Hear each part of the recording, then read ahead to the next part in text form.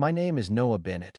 I'm 34 years old, and on my birthday my 7-year-old nephew spit on my cake while my family laughed.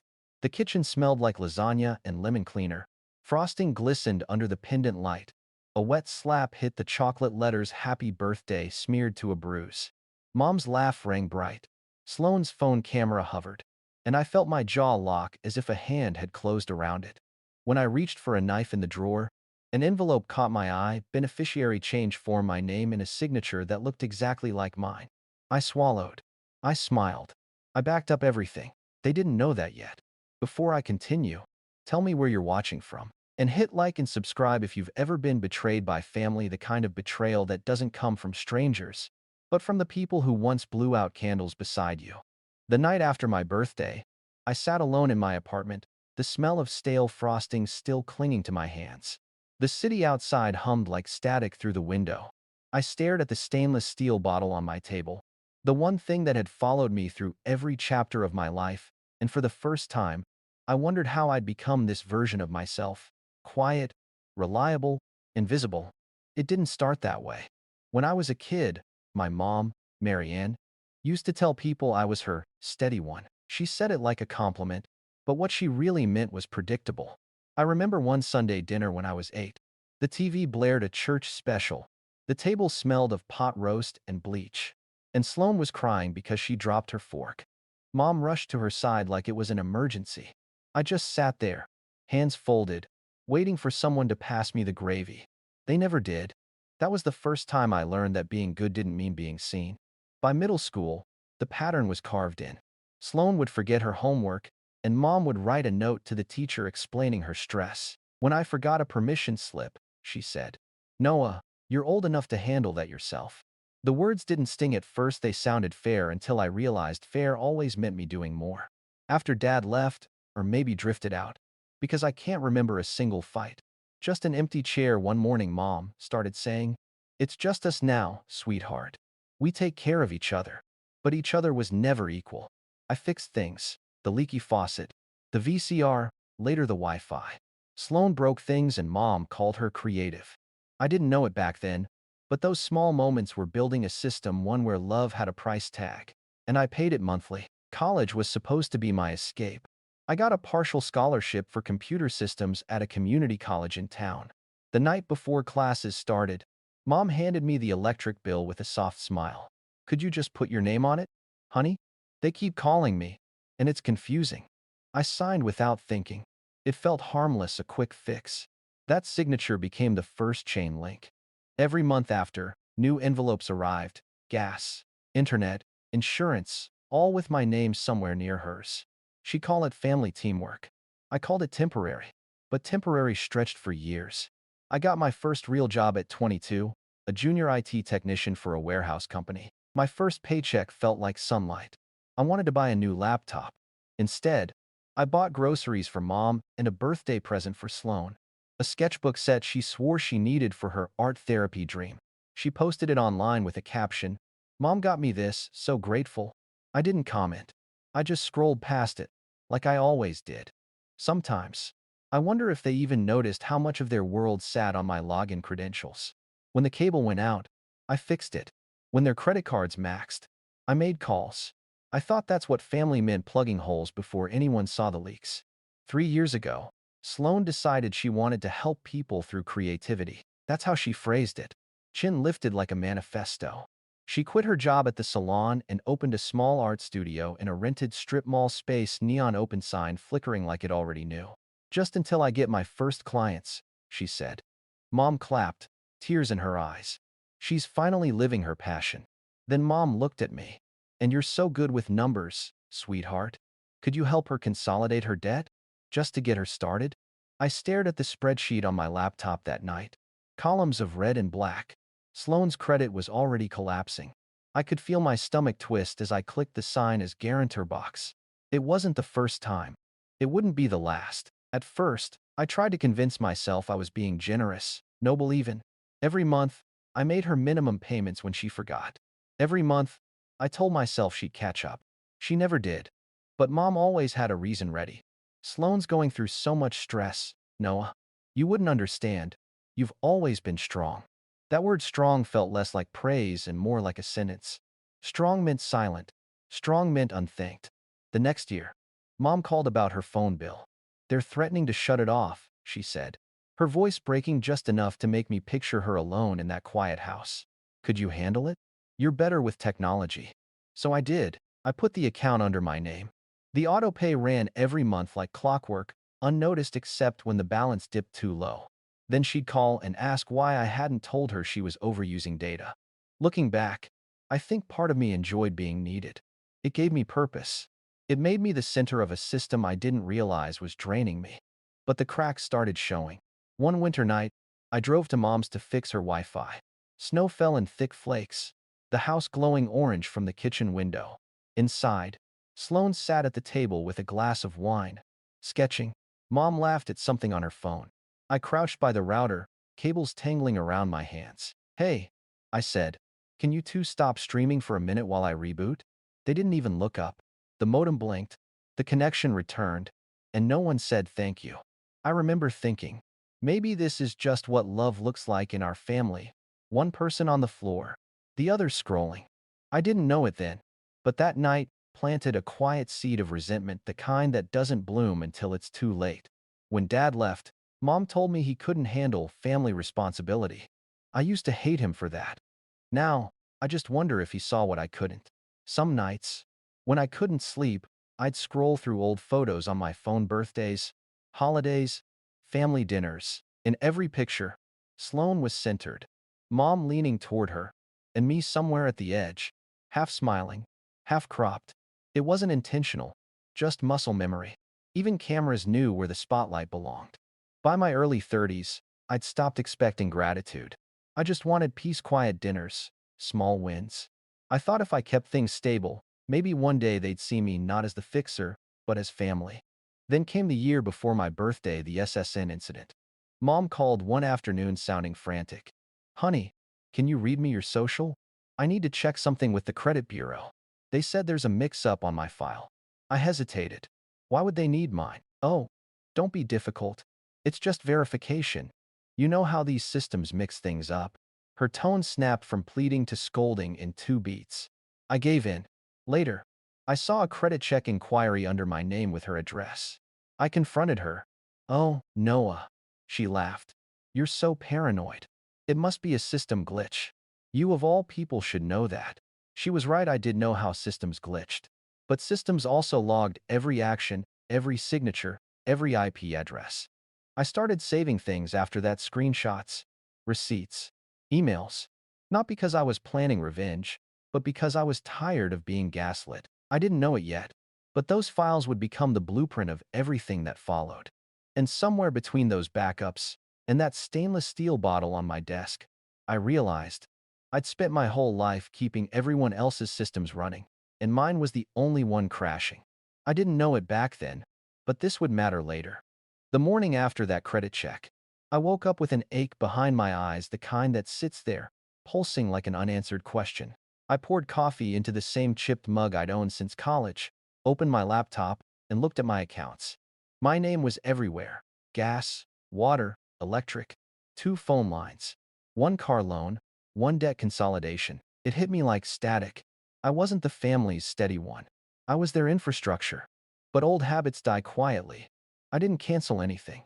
I just told myself, maybe after Mom's next paycheck. That was my favorite lie: after the next check. Then came spring. I visited Mom's house for Easter. The tulips in her yard were plastic. They'd been there for 3 years. Inside, the kitchen smelled like lemon candles and reheated pasta. Sloane sat on the couch scrolling her phone, her art supplies piled in a box she hadn't opened. Mom was talking to a neighbor about church donations. When she saw me, she smiled too wide. "Sweetheart, you didn't have to bring groceries." "I know," I said, "but I wanted to." I didn't want to. I just couldn't stand the thought of her fridge empty again. I stacked the cans quietly. As I reached the top shelf, I noticed an envelope wedged between old takeout menus: Insurance Corp. of America. I started to hand it to her. She snatched it like I'd grabbed a secret. "That's nothing, just old paperwork." She changed the subject so fast I almost believed her. Almost. That night, driving home, My hands kept tapping the steering wheel in the same rhythm as my heartbeat. Something felt off, but I wasn't ready to name it. Not yet. By summer, Sloane's studio had gone from hopeful to desperate. Her lease was expiring, clients unpaid, investors ghosting. Mom called me one night, voice syrupy sweet. She's been working so hard, Noah. Could you help her just one more time? You know she's sensitive. I remember the silence stretching through the phone. I could hear Sloane laughing in the background. Sensitive. That was the word they used instead of irresponsible. I sighed. I'll think about it. Mom exhaled in relief, a sound like victory. That's my good boy. The next day, I got an email from the bank confirming a new transfer authorization not from me, but with my name on it. I drove straight to her house, adrenaline sharpening every thought. She opened the door wearing her soft pink cardigan. Eyes wide. Innocent. Noah. What's wrong? You forged my authorization. Her voice softened like smoke. Don't be dramatic. I just pre-filled the form. You're always so busy. I thought it'd save time. Mom, that's illegal. Oh, honey, she laughed. Family isn't illegal. That sentence stuck like glass in my throat. I walked out without another word. She didn't follow. 2 weeks later, my car broke down. I called the loan office about a payment extension. The clerk told me the account was behind. I'd paid every month. Then he read the mailing address on file. It wasn't mine. It was hers. I pulled over on the highway, traffic roaring past. For the first time, I realized how easily someone could make me disappear on paper. That night, I started backing up everything, not just work files, but my entire life. I scanned contracts, logged call records, saved voicemails. My desktop looked like a crime scene of receipts and red flags. I didn't know what I'd do with them yet, but I needed proof that I existed beyond their version of me. Then, as if fate wanted to test me, Sloane called. Hey, big brother, she said, too brightly. Mom's birthday's next week. You're bringing the cake, right? I can't, I said. I'm working overtime. She scoffed. You always have an excuse. It's just one night? Or do you think you're too good for us now? That line, too good for us, hit harder than it should have. I'd spent my entire life trying to prove I wasn't. That year, I didn't go to Mom's birthday. I sent flowers instead. She texted a single word: ungrateful. It's strange how guilt works. You can know you're right and still feel wrong. For weeks, I kept replaying that text, wondering if I'd really become the villain she said I was. Then one morning, I got a call from Mrs. Ellison, the neighbor who lived across the street from Mom. Her voice carried that polite tension people use when they're about to say something uncomfortable. Sweetheart, she said, Marian told the Bible group that you closed her accounts out of spite, that you're trying to punish her. I thanked her, hung up, and sat there staring at the floor. My watch ticked louder than usual. For a long time, I didn't move. That was the day I stopped defending myself. You can't win against someone rewriting the story while you're still living it. I started documenting everything in a hidden folder. System. Restore. It felt poetic. When fall rolled around again, I told myself maybe things would calm down. I should have known better. Families like mine don't collapse all at once. They erode. One small collapse came when I visited Mom to fix her printer. Ollie ran past me holding Sloane's phone. On the screen, I caught a glimpse of a message thread: my name, my face, and words I'd never written. You'll regret this. You think I won't ruin you? It was a fake chat. Hey, I said carefully. Can I see that for a sec? Ollie shook his head. Mom said it's grown-up stuff. He ran off before I could answer. I stared at the screensaver, flashing across her monitor a family photo. Me, cropped at the edge again. That night, I poured myself a drink for the first time in months. My hands were shaking. I scrolled through my phone, checking every app, every account, every login. Nothing felt safe. I remember whispering out loud, what if they actually believe her? The question scared me more than any threat could. That's when I started looking for legal counsel. Avery Chen was a referral from a coworker. We met at a diner off Route 14, all chrome counters and burnt coffee smell. He listened quietly while I told him everything. The forged forms, the fake messages, the debts in my name. When I finished, he just said, "You've been running an unlicensed charity, Noah. Time to shut it down." I laughed, but it came out bitter. She's my mom. He nodded. That's why it'll hurt more. Walking out into the parking lot that night, I saw my reflection in the diner window, pale, hollow, but calm. For the first time, I didn't look like a victim. I looked like a man building a case. I didn't know it then, but I was already walking toward the point of no return, toward a birthday cake, a ruined frosting, a family that would finally see what I'd been holding back. And somewhere deep down, beneath the fear and the guilt, I felt something dangerous flicker awake. Not anger, clarity. And clarity is the most powerful weapon of all. The day I told my mother I was transferring the bills back into her name, the air between us felt colder than the open refrigerator behind her. She was standing at the counter, folding laundry that wasn't hers. Sloane's sweatshirt, Ollie's tiny jeans, while I read through a spreadsheet printed on company letterhead for clarity. "I'll handle the paperwork," I said, my voice steady. "Everything will be back where it belongs by the end of the month." She didn't look up. "Sweetheart, that's unnecessary. You've already managed it so well." "I'm done managing it." Her hands froze mid-fold. "You sound angry." "I'm not angry," I lied. "I'm organized." The truth was, I'd been angry for years, just quiet about it. Quiet anger ages you faster. Sloane walked in mid-scene, her hair in a messy bun, sunglasses perched on her head though it was raining outside. "What's with the spreadsheets, Noah? Planning another intervention?" "Just sorting out accounts," I said. "Starting fresh." She laughed. Translation: "He's cutting us off." Mom sighed dramatically. "He doesn't mean it, darling. He's just tired." "I do mean it," I said. For a moment, no one breathed. The refrigerator motor hummed like static. Ollie's laughter drifted from the living room. Oblivious. Mom broke the silence. "After all we've done for you." I wanted to ask what she meant, what exactly they'd done for me, but I didn't. You can't reason with people who think guilt is currency. I just nodded, packed my laptop, and left. That night, my phone buzzed nonstop texts from Mom, then from Sloane, each more venomous than the last. "Mom, I can't believe you'd embarrass me like that." Sloane, "Grow up, Noah. Families help each other." "Mom, you've always been dramatic. Your father couldn't handle family either." That one hit deep. She knew exactly where to aim. By the next morning, I'd rerouted every account. The bills were no longer mine. The relief felt like stepping out of wet clothes. But freedom has an echo, and in that echo came retaliation. It started with whispers. Mrs. Ellison from across the street called to check in. Her voice had that pity-laced tone people use when they've already chosen a side. "I just wanted to say I hope you and your mother can patch things up. She's been so heartbroken telling everyone you're in some kind of breakdown." I thanked her, hung up, and stared at my wall calendar. Heartbroken. Breakdown. I could practically hear the choir gasping at Sunday service. At work, things started to feel off. My manager, Robert Hale, called me into his glass office. The blinds were half drawn, and he was holding a printed email. "Is everything okay at home?" he asked carefully. I blinked. "Why?" He tapped the page. "We got a complaint, screenshots of some pretty aggressive messages from a number registered under your name." My stomach dropped. "That's not me." "I figured," he said, leaning back. "It's running a trace. But you should know HR has to log it officially." The email printout sat between us, full of things I'd never written. "You'll regret crossing me. Don't make me come there."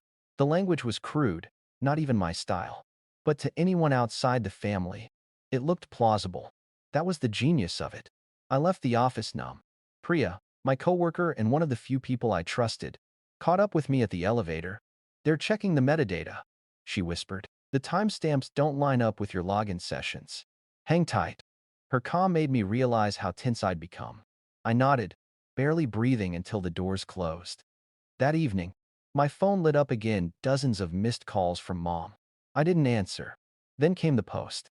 A friend from church texted me a screenshot. Mom had written a long, trembling Facebook post about a son who turns his back on the mother who raised him. She ended it with a Bible verse about betrayal. Hundreds of comments. People offering prayers. People calling me ungrateful. I sat in the dark, scrolling through them until the words blurred. It's funny how fast people decide who the villain is when one side cries first. The next day, a letter arrived by certified mail, Small Claims Court, Marianne Whitaker v. Noah Bennett. The claim? Emotional distress and financial harm, totaling $114,700. The numbers changed from line to line, as if even she couldn't pick a price for pain. When I showed the letter to Avery, he scanned it and smirked. She's bluffing big, but this is good, it gives us a trail. He ordered copies of every account transfer, every payment receipt. You have the paper, Noah. You just have to use it. I looked down at my stainless steel bottle, my habit, my tell, and felt my jaw tighten. I've been keeping receipts my whole life, I said. Guess it's time they meant something. Avery smiled like a man who'd seen this pattern before. Exactly. For the first time, the word revenge didn't sound cruel. It sounded clean. 2 weeks after the lawsuit notice, I started waking up at 3 a.m. heart racing. Sheets damp. The apartment too quiet. I'd open my laptop, check my bank logins, reread Avery's instructions, drink cold coffee until the city began to stir. It was the only time I felt safe. Fraud sleeps during daylight. Then the first real strike landed. A message from my bank. Suspicious attempt to reopen a closed joint account. Address listed. 147 Willow Lane. My mother's house. I stared at the screen until the words bled. Then I forwarded it straight to Avery. Perfect, he replied. That's the first nail. The next morning, I drove past the old neighborhood, just to see. Her curtains were open, lace white against the morning sun. Sloane's car sat crooked in the driveway. I wondered if she'd even noticed I'd pulled the plug on her debt consolidation, or if she assumed money just refilled itself like oxygen. At a stoplight, I saw Mrs. Ellison standing by her mailbox. When our eyes met, she offered a hesitant smile, the kind that hides gossip behind pity. I didn't wave back. That evening, another email arrived. You think paperwork will save you? It won't.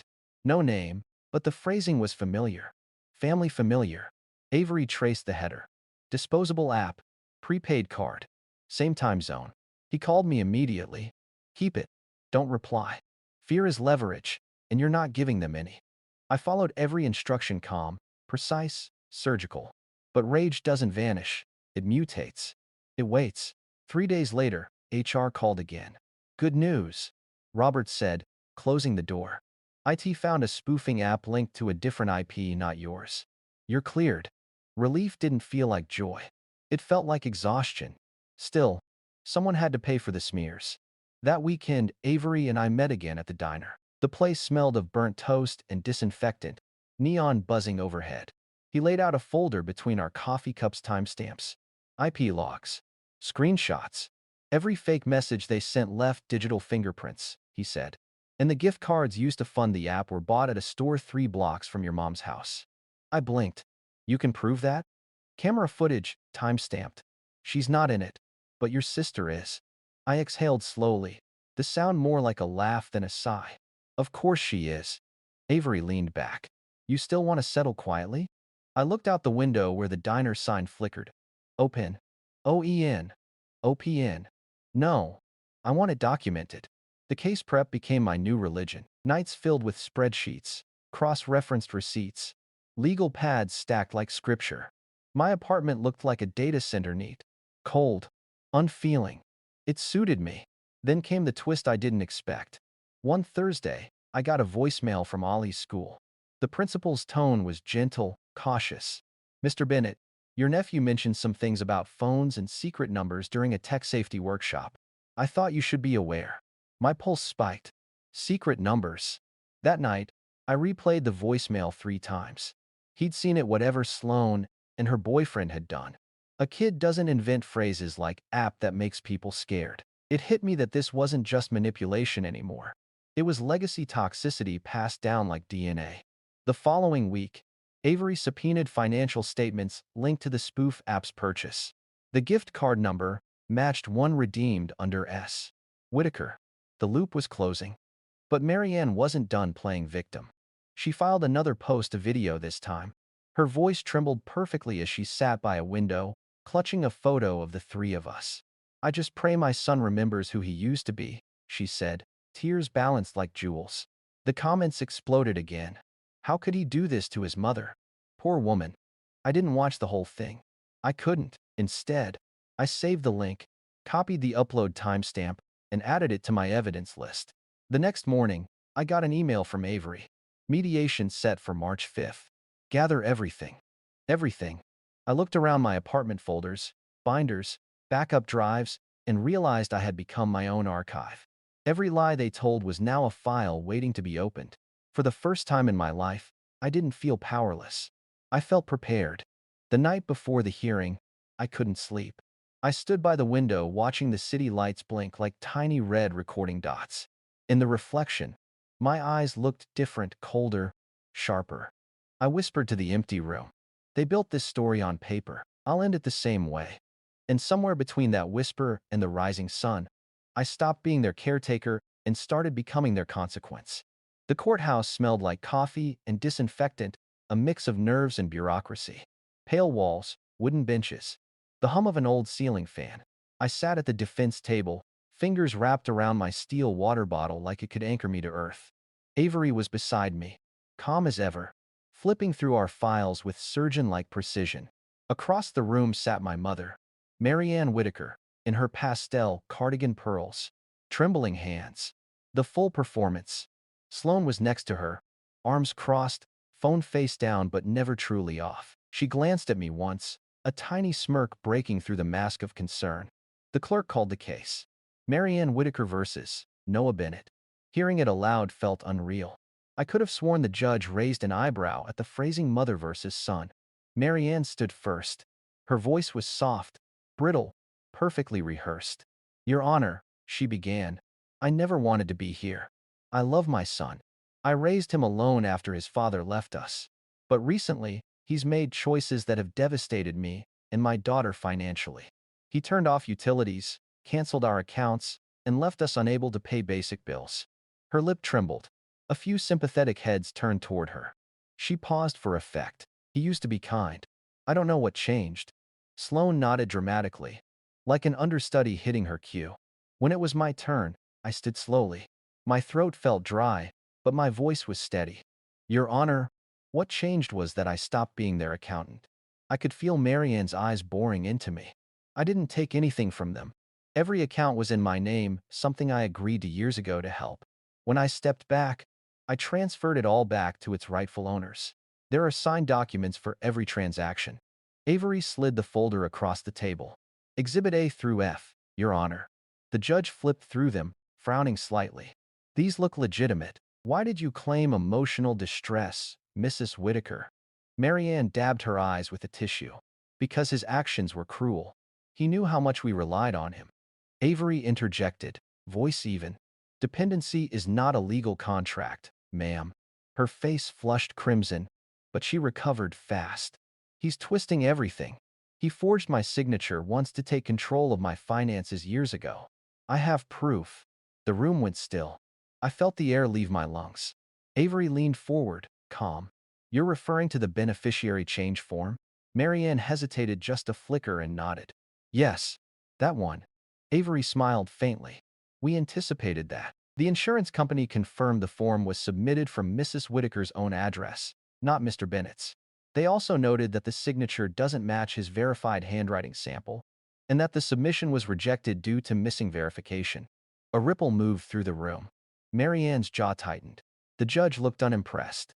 Mrs. Whitaker, are you suggesting your son forged his own signature on a form filed from your home? Sloane whispered something to her, but the microphone caught it. Just say it was an accident. The judge raised a hand. Miss Whitaker, please don't coach the witness.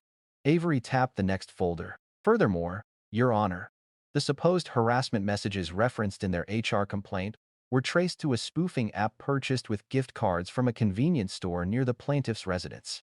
He clicked a remote, and a photo appeared on the screen, grainy CCTV still, time-stamped. Sloane at the counter, sunglasses on, buying prepaid cards. Her face drained of color. Marianne turned to her, whispering furiously. What did you do? Sloane snapped, voice breaking. You told me to fix it. The courtroom erupted in murmurs. The judge slammed the gavel once. Order. Avery's tone stayed composed. Your Honor, we're not seeking punishment, only protection. Mr. Bennett has endured defamation, identity misuse, and ongoing harassment. We request dismissal of the plaintiff's case and consideration for counterclaims. The judge nodded slowly. Motion noted. Marianne's composure cracked. Her voice wavered but sharper now. Venom beneath the tremble. You're punishing your own mother for caring. Everything I did was for you. I met her eyes, the same green-gray eyes I'd inherited but never quite trusted. No, Mom. Everything you did was for control. There's a difference. She recoiled like I'd slapped her. Sloane tried to stand up, tears streaking her makeup. You think you're better than us? Just because you have a fancy lawyer? No, I said quietly. Because I stopped pretending your chaos was normal. The judge looked down at her notes, unimpressed with the theatrics. I think we've heard enough. The hearing wrapped in silence, no verdict yet, just the promise of one.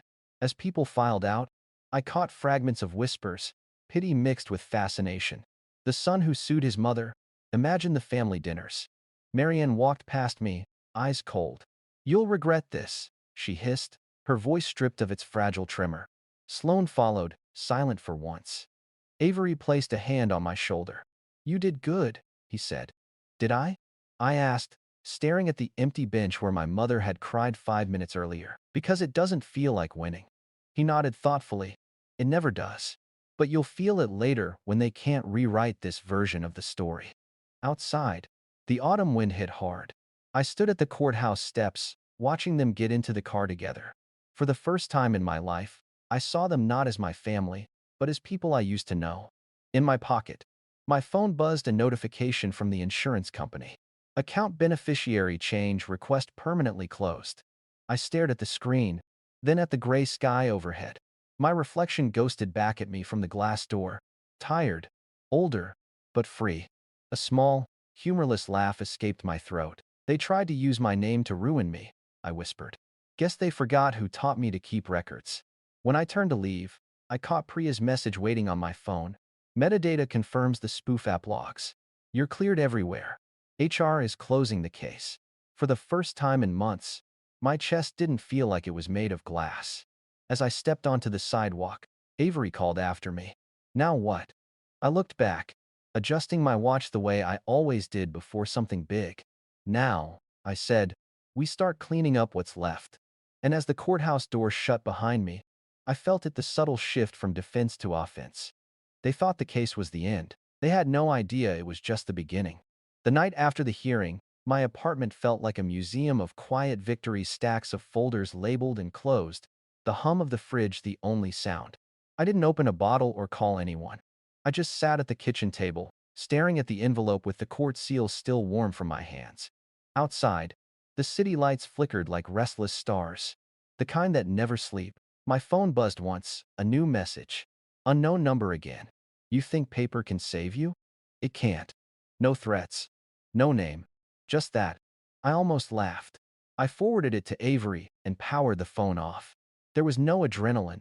No panic this time, just a steady calm. They were still playing the old game. But I'd already changed the rules. The next morning, I started moving through my new routine like clockwork. New email. New number. Bank accounts frozen under fraud alerts. Every record mirrored on an encrypted drive and a hard copy in a safe deposit box. I wasn't paranoid anymore. I was methodical. By noon, I'd filed a countersuit package: defamation, harassment, identity fraud, neat as origami. Avery called it paper revenge. He said it like it was a genre, but the revenge wasn't loud. It was made of signatures and timestamps, of truth sharpened into precision. I didn't want to humiliate them. I wanted permanence, the kind that couldn't be undone with crocodile tears or another church post about forgiveness. When the police investigator reached out for follow-up, I handed over everything. The spoof app logs, the CCTV photos, the beneficiary form metadata, even the recordings of their voicemails. He nodded slowly. You've got your bases covered. That night, I went for a walk through the park. The air smelled like wet leaves and distant rain. For the first time, I didn't feel like someone's emergency contact, just a man in his own life. I stopped by the bench under the street lamp, the same spot where I'd once sat debating whether to press charges. Now, I smiled. They wanted me quiet, I said softly, so I'll give them silence. Just not the kind they expect. Somewhere behind that silence, things were already moving: the bank investigations, the credit bureau flags, the court's slow machinery of consequence. They thought they'd buried me under guilt, but they'd only handed me the shovel. And I was finally learning how to dig my own way out. If you've ever felt like the outsider in your own family, The one who keeps giving while everyone else keeps taking hit, like and subscribe. Because stories like mine aren't rare, they're just quiet. And if you've ever had to choose peace over approval, you already know. Silence isn't surrender, it's strategy. Stay tuned. This story isn't over. There's more to uncover, more lines to draw, and more truth to put on record. I'm Noah Bennett, and sometimes the cleanest revenge is simply refusing to play the role they wrote for you.